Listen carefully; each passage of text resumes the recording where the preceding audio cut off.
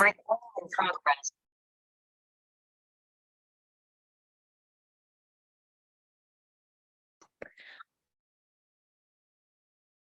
Well, good afternoon, everyone. This is Tony McDowell. I'm the Executive Director of the Opioid Abatement Authority, and I'm going to be managing the technology for this virtual meeting.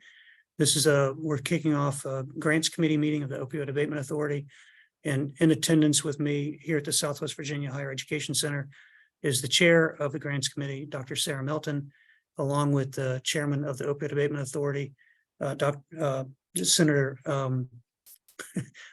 I'm getting tongue-tied for some reason. Senator Todd Pillion, I apologize.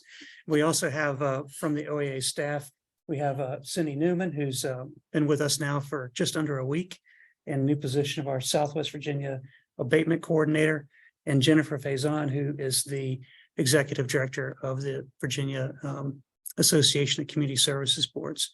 And so with that, we have some additional folks that are joining as panelists, and that includes Mr. Mike Tillum, who's a member of the OAA board and a member of this committee. And we also have from the OAA staff, Adam Rosatelli, Director of Finance, Charlie Linicum, Director of Operations, and James Schliessman, who is our General Counsel from the Office of the Attorney General. Right now, we don't have a quorum.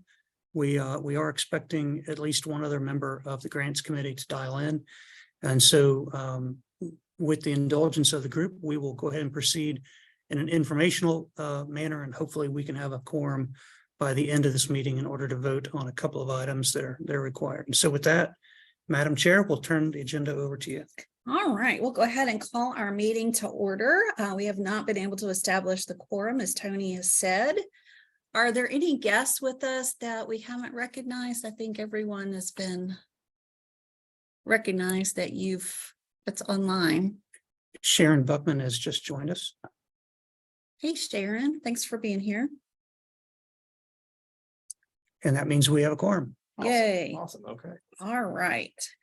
We'll go ahead and proceed to our second order of business, which is the approval of our minutes from the meeting on January 30th that were provided to us, and those are posted online. And I will accept a motion to approve those minutes. So moved. Thank you. Do we have a second? Thanks, Mike. All in favor, please say aye or raise your hand. Aye. Aye. Okay, those minutes have been approved. Thank you. We will move on to number 3 on our agenda for Charlie to provide our update as his Director of Operations. Good afternoon, everybody. Can you hear me okay? Yes. Great. All right. So we'll move right in. Director of Operations update. So just wanted to remind everybody of where we are generally on the current grants processes that are open right now. We have our applications for individual distribution to cities and counties, for cooperative partnerships involving multiple cities and their counties, for planning grants for individual cities and counties, and planning grants for the cooperative partnerships. The current application period for all of those closes on May 5th. So since the grants launched on January 19th, we've moved from constructing processes to trying to have a large focus on outreach, because we know this is obviously not only our first period, but as Tony has mentioned many times, this is not a space a lot of local governments are used to being in, trying to provide services of this manner. So the first thing we did, we launched our OAA news update, which I believe all of y'all are receiving. We're doing that, every week or two. We've done 4 updates between March 6th and April 3rd. The initial update went out to 547 subscribers. The most recent one on April 3rd went out to 701. And as of yesterday, we were up to 723. Every time we do an update, there is an uptick in subscribers. And we've only had maybe 3 people unsubscribe. So I think that's it's pretty good. It's great that we're continuing to able to grow our audience and not only put out information from us, but from other things that are happening in, the abatement remediation world, including like the most recent one, we were able to include some information that Mr. Tillum forwarded to us about an application process that the Virginia Association of Recovery Residences is currently running for like recovery supports in rural areas. So we hope to continue to grow the type of information we're able to communicate through there. So we've also done, and we'll be doing another virtual Q&A just about like the grants processes. This is kind of open for the cities and counties. Virginia Institute for Government continues to be a wonderful partner with us for these. They do a lot of the kind of outreach to getting people signed up. They have a very large list of local government people and related information. So we conducted one on March 8th, and this is literally just open for them to kind of ask us any questions they think about. I tend to kick it off with a couple of common questions we may have been receiving iteratively to kind of get those out of the way and get their thoughts flowing. And then they can kind of do stuff. And it was a pretty good and pretty robust session. And the recording of that session is also now available on our website. And we have another one coming up April 19th, which is about in like kind of the 2 weeks before the application process closes. We've also sent out a survey to all cities and counties. Tony sent it to all the city and county executives on March 21st. And then we send out another reminder in the OAA news update on April 3rd. The purpose of this survey is to kind of focus on and ask about their application status. Like, are you planning to apply for something in the current period? Are you going to wait till the next one? Like, what are you doing? And do you want assistance from us like in the current period? Or would you potentially like us to do some outreach like this summer before the next period opens? As of April 7th, we had 38 unique responses. Not all of them were complete, but at least they got through at least, one or two questions. So a couple of highlights. In addition to the first three questions, kind of just collect information about the city or county and who the kind of contact person is. But 80%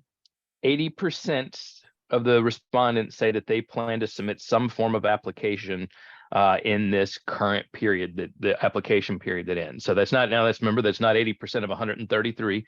That's 80% of 38, which is about 30 or so respondents. To add on to that, this is kind of the mix of applications they're looking at, and we see about almost 50% on the individual. It looks like our highest number is on the gold standard, which is wonderful to see.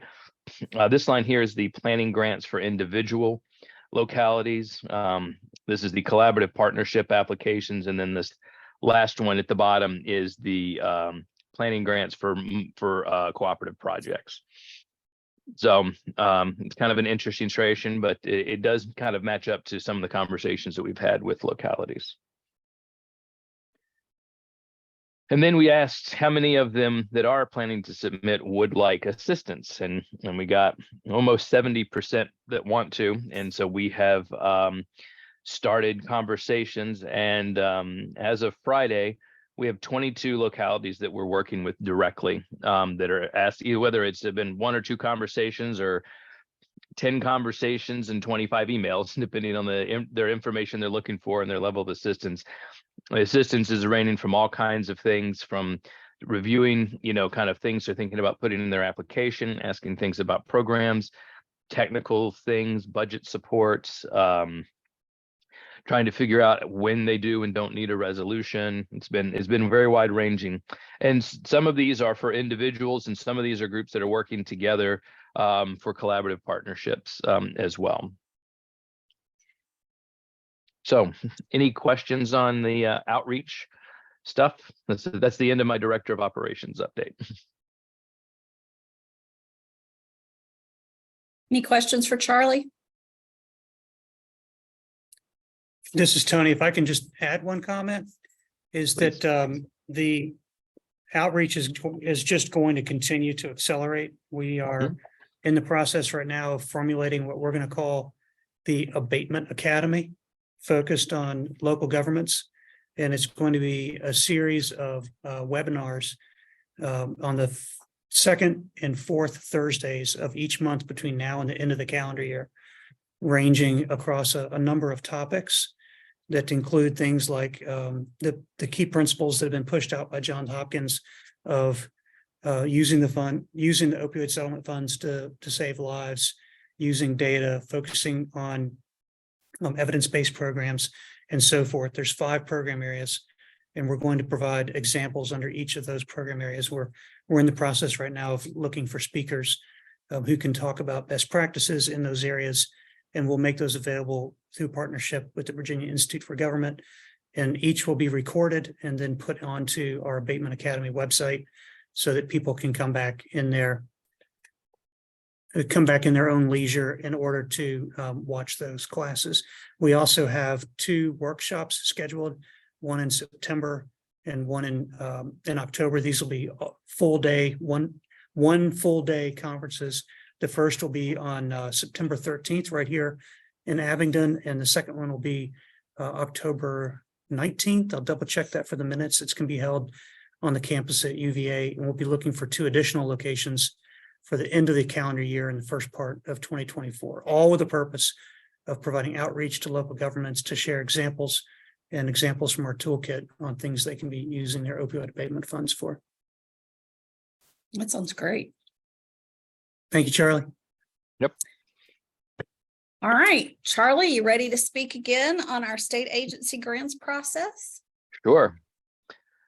So, whoops, jumping ahead too far. So, when Kara sent out the agenda, she also included kind of the draft write-up that we have for the state agency process. And so, as we have probably discussed in a few prior meetings, instead of using like a strict application process, we want to use a request for proposals process, by which we kind of lay out the types of things we're looking for. And instead of having to kind of line item every single thing and fill out a form, this gives the agencies a opportunity to kind of be creative and talk us through and kind of tell us a story about what they're going to do, because they most of them have more resources than a lot of the localities do, and they're used to designing programs in these areas as well. So the RFP itself contains a number of items, including statements of purpose, priorities, and scope, information as to what qualifies an entity as a state agency, the requirements that must be included in the proposal, some general and financial guidelines, how much funding is available for this cycle, the timeline, process for amendments and carryover from fiscal year to fiscal year, reporting requirements, evaluation criteria, what the evaluation process will look like, and then finally how to submit a proposal. So what are the priorities that we have enumerated? So we have quite a number here, but they all should sound fairly familiar to you based on all the things that we are talking about. But expand, facilitate, otherwise provide greater mobile treatment and crisis services, empower and support local governments and or community-based providers in opioid abatement efforts, reduce overdoses, expand and access effective treatments, including providing medications for opioid use disorder, MOUD, or some previously known as MAT, especially for criminal justice involved individuals, supports for people in recovery, improving information and data sharing related to the opioid crisis in Virginia, providing proactive outreach, screening, and healthcare connections, identify and address disparities in access to prevention, treatment, recovery supports for people in traditionally disadvantaged communities. And then the last one is kind of open. We know that there are agencies that have been in discussions about what they might present since well before we put this together, before we even launched the localities process. So as long as their proposals meet the requirements of the Code of Virginia and the Exhibit E, then we will obviously take that into consideration with all of the others. So what is required in the proposal? Well, they can only do one proposal per agency, but they may have multiple projects within that proposal. If they do, the projects must be prioritized and they must be endorsed by agency leadership. We don't want to get in the middle of a fight between 3 departments in an agency about who does and doesn't get funding. So we want to have one voice from the agency as a whole with what their priorities are.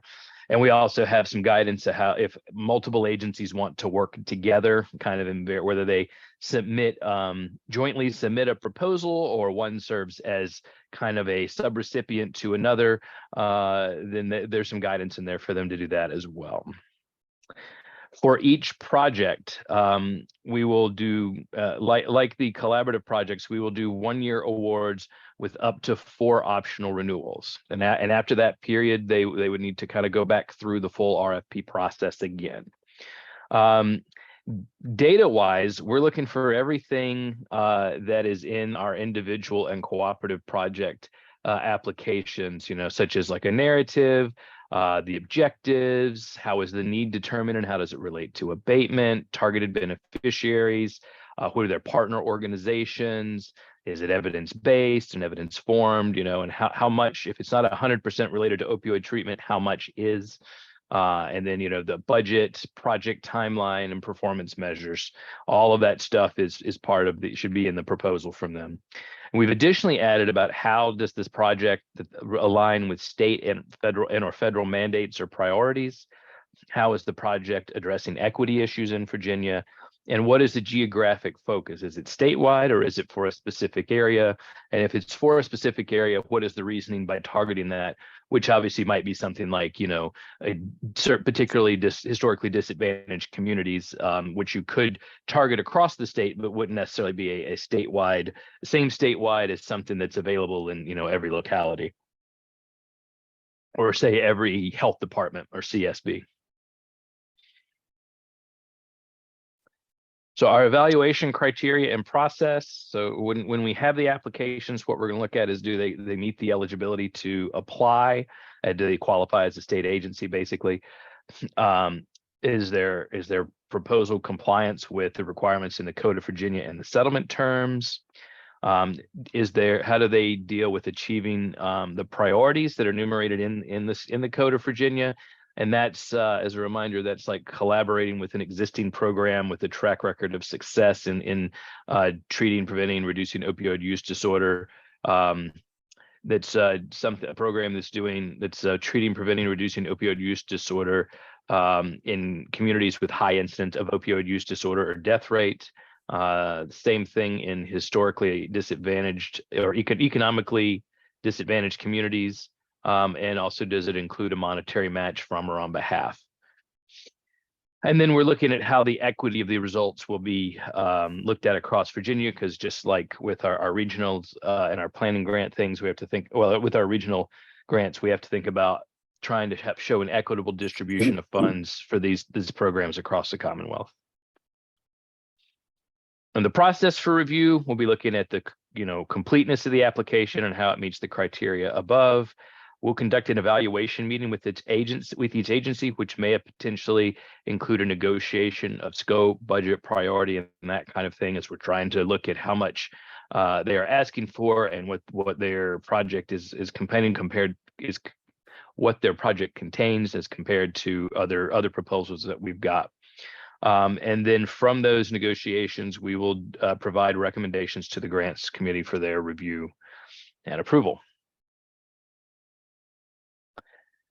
Timeline. So the RFP process, we plan to open on April 21st.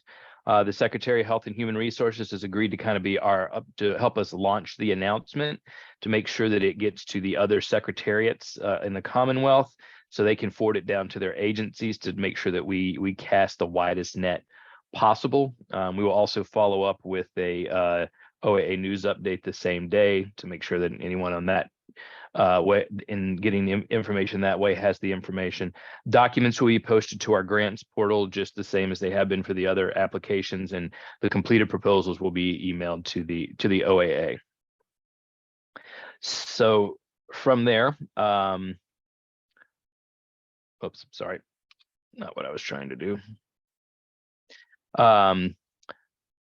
After it opens, about 2 weeks later, we'll have a question and answer session on May 2nd, and then we'll have another one on June 6th, just allow them to kind of work through everything and ask us whatever they feel they need to help them understand the process. Then the RFP process closes on June 21st. Then between June 22nd and August 17th, we'll conduct our review and our negotiations with the submitting agencies. And then the August 18th Grants Committee is where we'll present our recommendations for y'all's review and approval. And then we plan to transmit the awards in October. And so like the performance period and fiscal period for these grants will be October to September, which is the same as the federal fiscal year. Subsequent cycles to this will be in April 1 to June 1 with a grant committee award coming in early August. And one of the reasons, well, there's multiple reasons we're looking at this cycle. One of which is basically we're kind of closing and opening cycles between the state agency grants and the local grants. As one closes, one opens. So we're not trying to kind of help us manage our own workload for the OAA staff. But additionally, for state agencies, August and September is usually the period that they are requesting funds through the administration to go into the governor's introduced budget through a process called decision packages. So what we wanted to be able, and sometimes they're trying to braid funds together, or they may have been instructed to like, hey, go see if you can get this funding out of the OAA before you come ask for state general funds from it. So we're trying to dovetail this process so that before that decision package process ends, they know whether they would get some, all, or no money from the OAA for the project, so they can include that information in their decision package so that it cuts down this kind of pushback. Because once something gets pushed out of a decision package process, then it's going to be another year before they can get to it. So we hope that's going to help streamline things for both OAA staff as well as for the state agencies. So other items related to the proposal, amendments to their proposal and carryover would be reviewed during the renewal process. So they'd have to submit it, for both of those items and tell us, why they need it, what they're going to do with it, and they both must be approved by the grants committee. Reporting will, for now, like our other grants, will be on an annual basis. Will include both financial and performance measures, and the detail for it would be kind of more maybe to be based more on the particular project, and will be laid out as we're kind of instead of just sending like an award letter, we'll have like a MOU with the memorandum of understanding between the OAA and the awarded agency, and that will have all the terms and conditions in it, as well as what we expect to see from them as far as performance and in reporting. And lastly, there's about $8 million available for award to state agencies during this cycle. Any questions on the state RFP process for state grants? I have a question. Yeah. So how did we determine the 8 million as the number? Is there a formulation that we look at for that? Maybe I missed that somewhere. Yes. So, excuse me, Charlie, the question was, how did we arrive at the budget of $8 million? And I think Adam is on the call with us. Adam's probably going to be the right guy to answer that question for us. Yeah, I'm here, Tony. Thank you. So, Mr. Chairman, yeah, that it was the budget amount, and it was again using that measured approach to provide kind of a level set annual amount, a reliable amount, right? So it's spreading out a lot of the front-loaded payments associated with Janssen and the distributors, and so that you're getting about $8 million in the first, second, third, and fourth and fifth years, rather than kind of having that more volatile up and down sort of pattern. If that makes sense and answers your question. Thank you. Yes, Madam Chair, second follow-up question. Sure, go ahead. So if we end up doing securitization, I'm assuming that number will change. Where we stand right now with securitization is we, as the board, or as members of the committee recall, the board asked for the staff to engage a financial planning firm. We're doing that, and they'll be looking at securitization, but they'll be looking at the overall financial structure, the budgeting of these grants over the future years. And so all of that is up for discussion by the board, and ultimately could lead to a change in approach. Okay. All right. Thank you. Any other questions? Madam Chair, if I may, just a couple of items to summarize this for everybody's clarification. These grants are going to be competitive because we have a fixed amount of money that's available. And so it's state agencies competing with each other for these funds. And, you know, we have a definition of what is an agency that's been provided to us by the Office of the Attorney General, and it could include organizations like universities. And so it's not just your traditional state agencies, but other state functions as well. And so this is both an opportunity and potentially a challenge for us as we work through these. The awards can be anywhere from 1 year to 5 year in nature. And if it's a multi-year award, then the agency would have to demonstrate that they've done a good job with their money in the year that's already been funded before they get the next year funded. And so you have to sort of sing for your supper each year in order to move forward. But we wanted for the agencies to be able to develop plans that could span more than 1 year. Yeah, I just see that $8 million with universities applying is going to not be very much money. That would be my fear. And I would assume there's going to be, if universities are in that definition, there's going to be a host of applications that we're going to receive. Yes, sir. Yes, sir, Yeah. Senator. So we've obviously had a lot of conversations about how we're going to review these. And I think that some of the criteria that Charlie showed you will help us winnow those applications down to the ones that the OAA is going to feel are the highest priority. Yeah, Madam Chair, this is Jim Holland.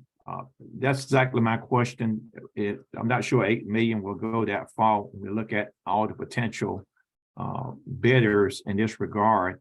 And then what will be we'll need to think about the criteria and recommendations based on those we have received, given their multi-year awards as well, especially.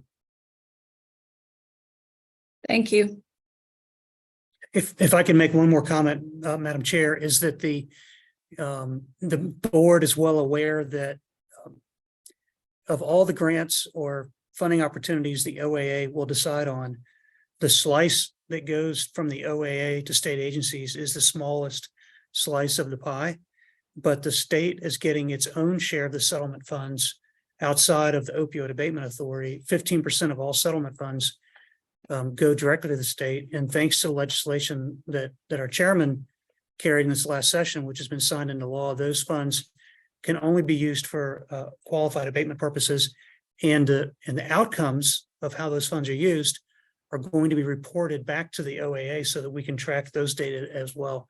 And so to the point that the members of the committee have brought up, I think that we're going to continue to work to educate state agency representatives to the fact that there's really more money in the state budget for abatement than there is in the OAA budget for state agencies. Yeah. Great points. Any other questions for Charlie before I move on to ask for a motion for us to adopt the state agency grants process? No. Okay. All right. Thanks for that. Great information. And our staff has recommended that we need to have a motion to adopt this process. So I'm happy to hear that motion if someone's. So moved. Thank you, Mr. Chairman. I have a motion. Do I have a second? Second, Jim Holland. Thanks, Jim. All in favor, please say aye or raise your hand. Aye. Good. Anybody opposed? Okay, all in favor. So we have that motion and it has been accepted unanimously. All right, now we get to something exciting. We actually get to review the grant that has been recommended for approval. And Charlie, you're up again. Yes, you're gonna get tired of listening to me. All right, so next item, review and approval of recommended grant award. We have received our one application. We almost have a completed second application that is for a planning grant, but it is missing some data elements, so I will not say it is currently received yet. And of course, that's because the planning grants are competitive, they wouldn't be considered until after the period closes. But we have an individual distribution award for the County of Washington a very well put together application. They are requesting the full amount that's available to them in fiscal year 23 of $115,970. Their application includes that includes their money for the gold standard that they have provided a resolution that they are going to comply with. And this is for operational support of the Mended Women's Lifestyle Center, which is an ASAM 3.1 low intensity residential program with evidence-based practices. This is going to be a women's focused treatment and recovery center, going to be based in Abingdon. It's going to ideally to serve the 13 counties and cities in Southwest Virginia, and it's going to be the only one for women within 150 miles. So it's definitely a strong need, and they are working with Fairview Housing, who has a center for men in Bristol that's been operating for a while. They also have a couple centers in Tennessee. They're a 501c3 that's been in operation since 1970, doing all kinds of work with people in need. So, there was a summary a little more of a summary on the program in what I sent out, Kara sent out the other day. And so I'll ask, are there any questions about this?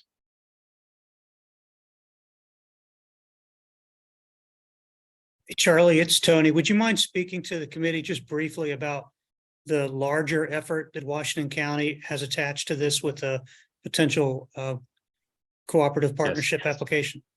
Yes. So we will also be receiving a cooperative partnership application that Washington County will serve as a fiscal agent for to support this project, along with Bristol City and perhaps one or two other neighboring counties to Washington. They're still working through that process. That request is going to be for up to potentially 1.5 million to allow Fairview to purchase the facility to reduce their operational costs long term. That they are looking at that's the total amount needed to purchase, but they are looking at various ways that they can provide matches to that, monetary matches to that, to reduce the ask of the OAA. But they have they provided us an operational budget that shows how they're using other funds. Washington County has also put about $200,000 of its direct distribution money already into this project. There's also in Smith County gave all of their direct shares for fiscal year 22 into it. So there's a lot of and they have also gotten a lot of philanthropic money from nonprofits in the area, one of which even said they would give a boost to the program if Washington County applied for the gold standard. So there's been a lot of, Cindy could probably speak more detail about the project, because I believe she's familiar with it and maybe even was involved in some fundraising for it early on. But yes, they are working on a regional cooperative project that will be to support this for purchasing the facility. So Charlie, Cindy, you want to? so I'm sorry. No, go ahead. Sorry about that. A question just to clarify, this program is not yet in operation. This is a women's center to complement the men's that doesn't exist yet. Right. Okay. Correct. And, they are planning to open on April 13th. Okay. And knowing that this award is in place is kind of the last piece of the puzzle they needed to open the doors. This is Jim. Second question. Wait. Go ahead, Dr. Thompson, finish your thought, and then I'll go to Jim. Okay, thank you. Second question, I was curious to hear about, the description of the use of funds, operational support. Did they give us any more detail on how our award would help them to operate? Was anything in specific to help them come up with the amount that they asked for? So the amount that they asked for was the total amount available to Washington County for the fiscal year 23 through their individual distribution and their gold standard. They gave us a budget, like an operational budget, which I'd show you, but it might blur your eyes. I mean, they got it down to, costs for insurance and personnel and, supplies and all that type of stuff. And what the grant money right now is doing, both from OAA, from Washington County, from the philanthropic, because it's helped kind of filling. Right now, they're in a deficit as they start, until they get enough people in, because they're going to be billing Medicaid, to where they become sustainable, and they should become sustainable in about October or November. And what the grant money is doing is help kind of cover the net deficit. But they also have Fairview also has a line of credit that they can use for that too. But they're anticipating by November, but probably sooner than that. That's kind of the conservative budget model. One question, is this eligible for multi-year or is this only 1 year? They only requested the 1 year. They could have requested their FY24 money as well, but I think the way the project is put together is, once they get open and they get enough people in, the project will be self-sustaining. So Washington County can use their future years of OAA dollars to support other projects. Same thing as if the way I understand it, the regional application will be a one-time ask for the purchase of facility, and then they would not need that money, obviously, again in a second year. So. Thank you. Mike, go ahead. Thanks. So I just wanted to share this. So I'm a partner in in 3, or I think we're going on 4, 3.1 low-level intensity residential programs in Richmond. And I know what it kind of took for us to get up and going as on the front end investment, and then we were sustainable. So what you're talking about is real and real true. And so this is a great way to help these people get that started. And then they're self-sustaining, and then we get an opportunity to help them get another one open, because they are a nonprofit, correct? Yes, been in operation since 1970. Yes, I love it. Track record of success. Nice. I get excited when I hear this. So this is wonderful. So thank you. It is exciting. I'd like to hear from Cindy. Anything else she wants to share, since she knows the people involved in the project? Yes, it really got started just out of a grassroots effort. A lot of great folks done this way, just saw the gap for the 3.1 facility, especially for women. So they just sort of started doing some grassroots fundraising, just some really great folks out of the Appalachian Substance Abuse Coalition. And then Linda Austin, executive director, they just sort of come across the facility, and it just happened to be for sale. So they got a lease on it just to kind of get going. Did some fundraising early on in September. We just did a open door where we had some great folks gather some musicians that played for free, and just at the door took donations, and they were able to get several $1,000s that way. So community is really on board. As far as the provider with Fairview Housing, they do have that proven track record. Bristol Lifestyle Recovery has been in operation for a few years. They've gone now to they're fully licensed by the Department of Behavioral Health, and now can take that license and be a provider for other facilities. So they have that proven track record. So, and just a lot of community support as well. And the need is definitely there for women in our area for that 3.1 level of care. It does not exist in our region. Where exactly? How many beds? It's on Bradley. Okay. 54, Mike. 54. Thank you. And Tony, I toured this facility about a year ago, and I've toured the Bristol facility as well, and they do great things. So I'm certainly excited about it coming to Southwest Virginia. The only problem with this application is that it's so great that it sets a high bar for everybody else to meet going forward. That's a good problem to have for us, though, right? Yep. And it's this being our first grant, I think it's we feel like we're excited to recommend approval of this. Yeah, this is Jim. I'm excited too. And that certainly would move a motion to recommend approval of this grant as presented. I'll second that motion. Thank you. We have a motion and a second. All in favor, please say aye. Aye. Aye. Any against? No, okay. We have our first recommendation for funding. Yay. Yeah. Historic. It is, for sure. Yay. That's exciting. All right, let's see.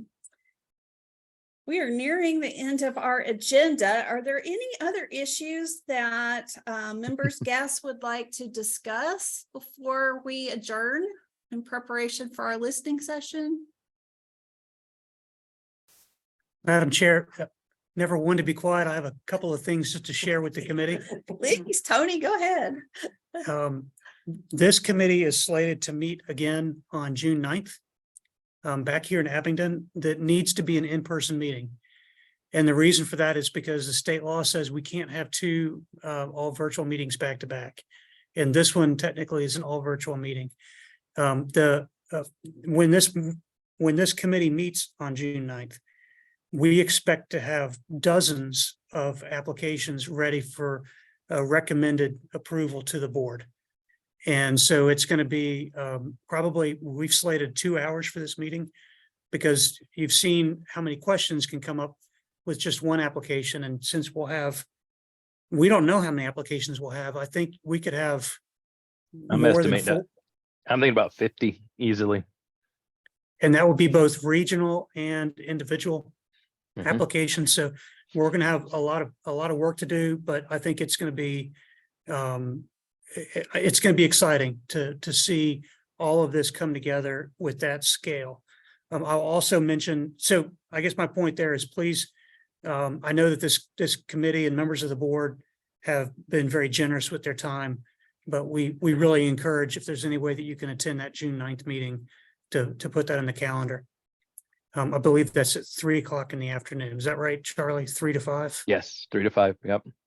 And if I make one quick point, Mike, before you jump in, the format that I kind of sent that summary in and that was sent out with the agenda and the other notes is kind of what we plan to send you all ahead of time so that you can see what they are. And then also look kind of not only to have a chance to have a high level review, but give you the chance to kind of look through and see if you might have any potential conflicts of interest with any of the programs that might cause you need to recuse yourself from a vote on a particular one.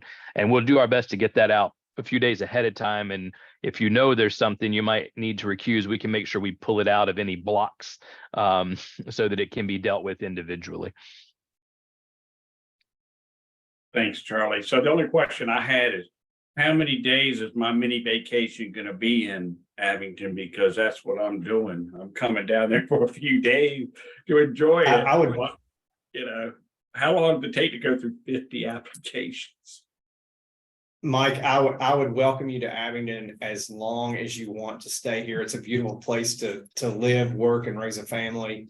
And we would love to have you as long as you want to stay. Thank you. Thank you. My wife is already planning the trip. Don't forget the creeper trail. So the other item, Ms. Chair, that I would mention is I was on a call with the National Governors Association 2 weeks ago, and the topic of the call was state level opioid settlement distributions and the highest best use of the fund and the models that are being used, which it appears each state is following a slightly different approach, but it was shared with the attendees of that meeting that only 4 states have distributed any money from their statewide abatement entity. And so as soon as we can get these funds transferred to Washington County, we will be the 5th state to get money out the door. And so I thought that would be, that'll be good context. We're hoping to do the transfer of funds within the next several days. Obviously, we just started our partnership with DBHDS, and that is the entity that will manage the fund transfer. And so we're trying to pull all the right levers over there to get that done as quickly as possible. Madam Chair and Tony, let me ask a question. So the grants committee has made the recommendation. Does the full authority now have to vote on that, or does the grants committee have authority to push that out? So I'll give you my answer, and then if James wants to correct me, he can. The bylaws state that when committees do work, that the full board then has to come back behind the committee and give an approval. In this case, the committee approved a process. And then the full board approved the committee's recommendation to follow the process. And that process says that the committee can approve awards, but only the full board can hear appeals and denials and that sort of thing. And so June 9th, we've had to schedule this carefully to fit in the current fiscal year. June 9th is the opportunity for this committee to consider approvals in a block format. You can pull a project out if you don't want to provide approval to it, but then the final denials would be made by the full board when they meet on June 23rd. And so that process was developed as a way of providing some reasonable ability to conduct business without the need to pull the full board together, 10 times a year. James, am I good with the council on that answer? Yes, sir. He hit the nail on the head, Mr. Chairman. So, thank you. Anything else? I had a thought about the listening session. So this is logistics, not grant committee business, but if all of the folks who are currently here in this Zoom room are interested in attending the listening session, we would need to have them log in to the Zoom account for that, if that is what these folks are wanting to do. So obviously it's the pleasure of members of the board. If you'd like to make a change, we have not advertised the listening sessions as being virtual. And the reason for that is because we were trying to encourage people to come forward and to speak their mind, and felt that having it broadcast over the internet might be perceived by some folks as maybe not something that they would want to do, which is why we did one session that was all virtual and the others have been only in person. I was thinking about your board members. So she makes a good point. If any members of the board would like to be able to listen in to the listening session and maybe comment to people in the room without us providing broader access to the general public, then that is something that we can do. And we'll just leave this link open. I think they have to switch over to yours though, right? You're just saying to switch over to new boards. You would need to end this one and then start a new one. It could be with your account. What we'll do is we'll send out an email to the board as soon as we conclude this call with the information on a link. If you have time, if you're able to attend the listening session, it starts at 2:00. It goes from 2 to 3:30. Okay, everybody, thanks so much for your work. Do I hear an emotion to adjourn? So We got multiple seconds. This is Thank you Jim. so much. Just Thanks, before we Jim. adjourn, Madam Oh. Chair, Yes, this is please, Jim go ahead. Holland. Just before we adjourn, I just want to, I'm not fully informed, but I want to make sure that we are moving forward. If the committee or the board has to meet, that we have a process, Mr. Chairman, whereby we can expedite, especially at this critical juncture, as we have just one application and others potentially by June 9th. If there's some way we can meet and review data a few days before, I think that would be so important, especially early on as we look at granting awards. If there's a process we can improve on, I certainly would be in favor of that at this juncture. So if the Madam Chair, if there's a desire by the committee to do this, the staff can set up an all virtual session that we would not make any votes of any business. And that would be an opportunity for the staff to simply review with you all of the compiled information and recommendations several days ahead of time, so that you can see that, you can ask questions. We can even make it open to the general public if people want to hear what those conversations sound like. We just won't be able to transact any official business, but we'd be happy to set that up. The only challenge that we have right now on telling you exactly when we can do that is that the application period closes on May 5th. That gives our team 1 month to do the full review before we present it back to the committee. So while I'm comfortable saying that we can have something to you a week ahead of time, there might be a few remaining details that aren't entirely ready until the public meeting occurs on June 9th. But I would imagine we could probably cover vast majority of the information with you a week ahead of time. Jim, are you thinking you need more information than like what was provided today for the No. summary for that? No, just back, it would be nice to have information, background, such as the program, because I'm not knowledgeable of it, but I'm just trying to expedite the process for approval. That's all. For moving the money out is my goal. Okay, Thank you. you guys want to just review the feasibility of doing that and then get back to us with a date and see if we can make that work? Happy to do that. First time it goes Absolutely. through, it probably would be really helpful. We can also provide the information in a written format with summaries that we send out to the members of the committee. Okay. All right. All right, thank you. for that idea. Okay, I think we are to the point of being ready to adjourn. Everyone in favor, please say aye. Aye. Aye. Okay. Thanks, guys. We'll send an email out if you want to join us for the listening session.